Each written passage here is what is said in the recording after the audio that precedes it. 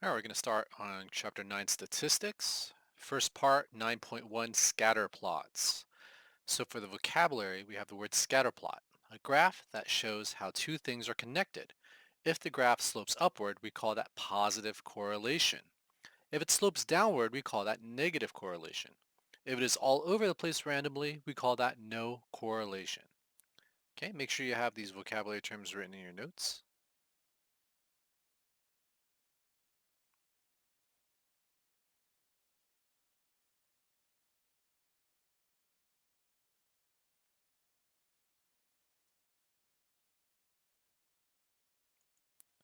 Okay, next we have positive correlation when two different things rise together when connected. For example, the number of hours you study and your grades. As one goes up, so does the other. Make sure this is in your notes as well.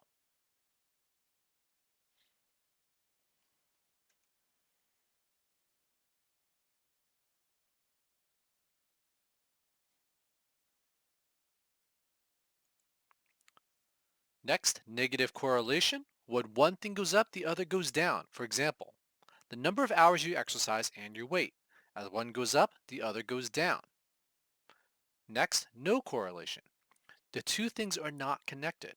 For example, how much time you spend playing Fortnite and the amount of money you have. Make sure these are also in your notes.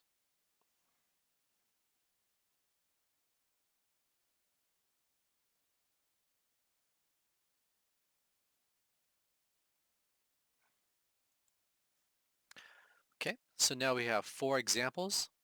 It says a scatter plot can show that a relationship exists between two sets of data. The first one is positive linear relationship. As you can see, as x increases, y also increases, giving us this upward sloping scatter plot. It says the points lie close to a line. As x increases, y increases. Here we have a negative linear relationship. As x increases, y decreases. So we have a negative sloping scatter plot. The points lie close to a line. As x increases, y decreases. Here we have a nonlinear relationship. As you can see, it creates this curved line. And no relationship is where the points are scattered. They don't form a upward sloping or downward sloping or nonlinear sloping graph. They're just everywhere. So there's no pattern that relates x and y. Okay, make sure you have these 4 drawn into your notes.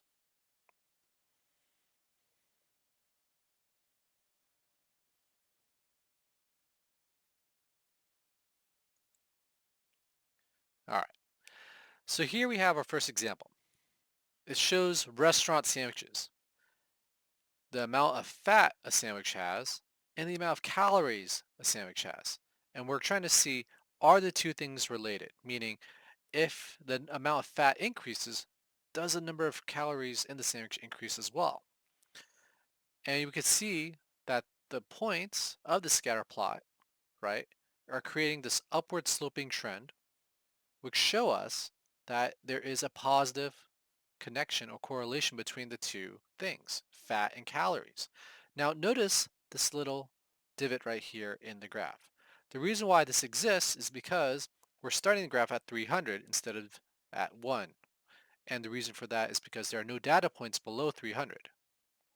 So A says, how many calories are in the sandwich that contains 17 grams of fat? So to do that, we need to identify where is 17 grams right here in the x-axis. And 17 is going to be in between 15 and 20. So it's going to be right here. And then we go ahead and go up until we find a point. And we find this point here. Now we want to see how many calories is this point equal to. And we move it to the left. And we see it's equal to 400 calories.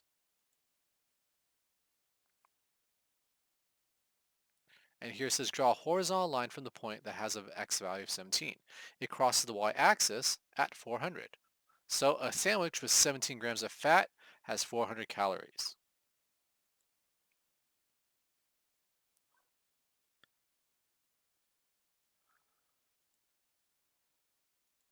The next part says, how many grams of fat are in a sandwich that contains 600 calories? So 600 is right here, and we go ahead and follow this line until we come to a point. Now, it looks like it has 2 points, right? But this point is actually above it. This one I would say is about 610, 615. But this point's right on the line, so this represents 600 here. And we go ahead and follow it down till we get to the x-axis and we see it has 30. So what does that mean? It means that a sandwich with 600 calories has 30 grams of fat.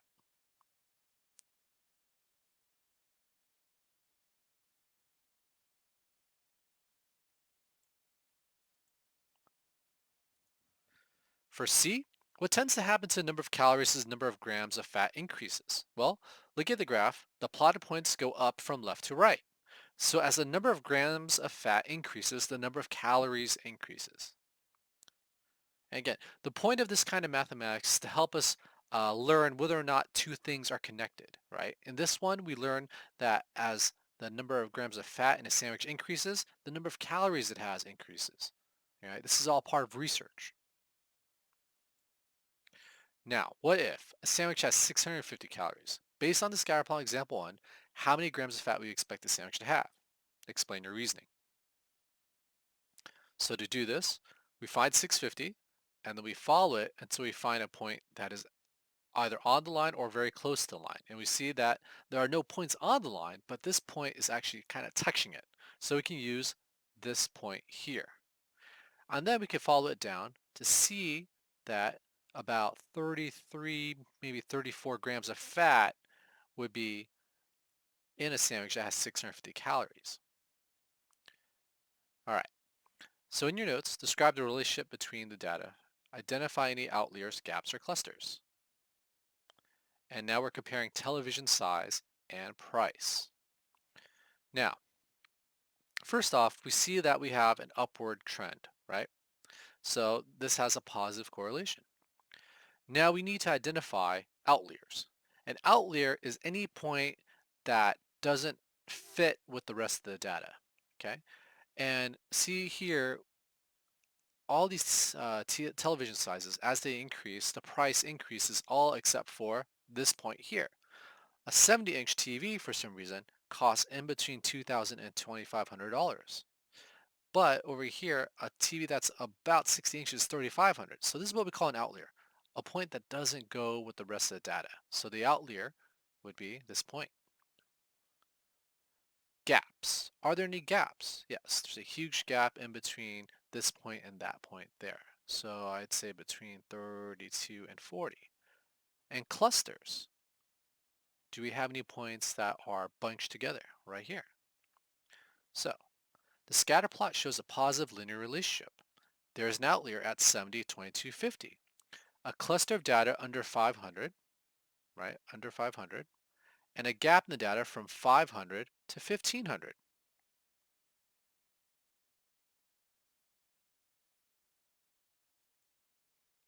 Okay, let's try again. Now we're looking at age and pets owned. So the number of pets a person owns and how old they are. Now looking at this, we can see that the points, they don't seem to form an upward sloping line or a downward sloping line. They just seem to be all over the place, right? And what do we call that, right? We call that no correlation. Now, if there's no correlation, can we identify outliers, gaps, or clusters? The answer is no. If you don't have a relationship, you cannot identify outliers, gaps, or clusters because you need to know if there is either an upward or downward trend, like a downward sloping line or upward sloping line. If there is no line, then you can't say what's not part of the line, what's clustered in the line, and what's a gap in the line. So there has to be a relationship in order for you to identify that. Here it says make a scatter plot of the data and describe the relationship between the data. Identify any outliers, gaps, or clusters. Okay, so in your notes, I want you guys to go ahead and make a scatter plot of this data and then do exactly what we did in the last examples. Describes a positive linear, negative linear, no relationship, and then identify the outliers, gaps, or clusters.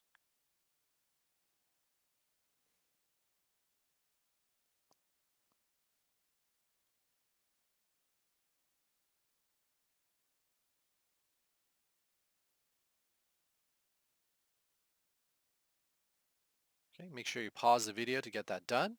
As soon as you're done, unpause it. Okay, so here is the answer we would come up with. As you can see, we would have no values below 50 for the y-axis. So we go ahead and make this little symbol to show that we're only showing values above 50. And as you can see here, we have a positive linear relationship. Now, there is a gap from 90 to 120. There's an outlier here at 120 and 70, and there are no obvious clusters.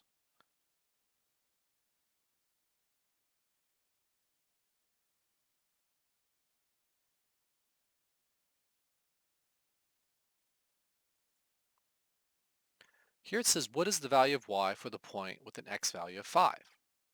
So an x value of 5, we see 4, we have 6, that means 5 is right in the middle. You go ahead and follow it up, and then we see the y value would be 6. What's the value of x for the point with a y value of 8? So remember, this is the y-axis. Find 8, follow it until we get to a point.